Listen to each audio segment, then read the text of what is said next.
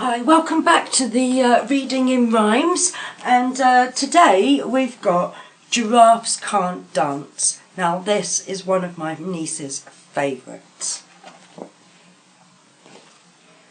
Gerald was a tall giraffe whose neck was long and slim. His knees were awfully bandy and his legs were rather thin. He was very good at standing still and munching shoots off trees. But when he tried to run around, he buckled at the knees. Now every year in Africa they hold a jungle dance, where every single animal turns up to skip and prance. And this year the day had arrived. Poor Gerald felt so sad, because when it came to dancing, he was really, really bad. The warthogs started waltzing, the rhinos rock and rolled, the lions danced a tango, which was elegant and bold.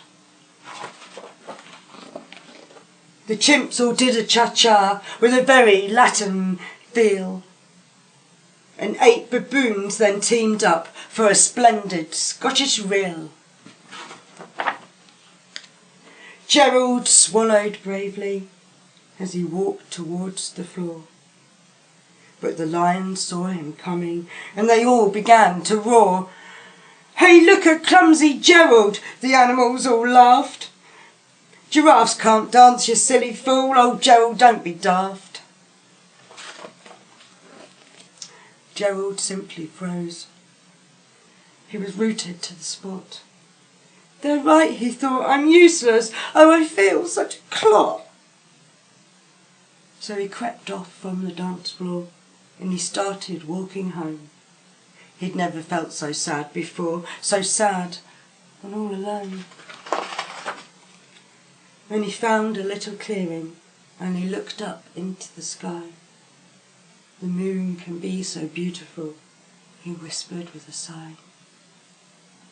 "Excuse me," coughed a cricket, who'd seen Gerald earlier on, "but sometimes when you're different, you just need a different song. Listen to the swaying grass and listen to the trees.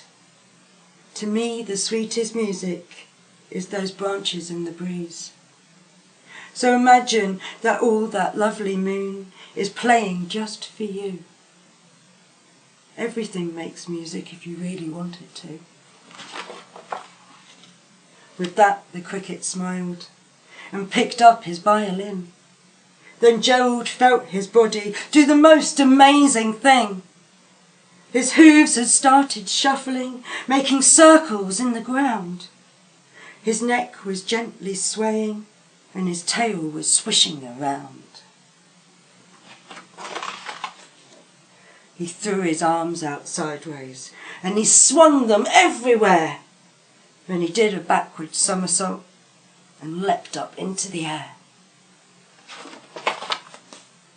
Gerald felt so wonderful.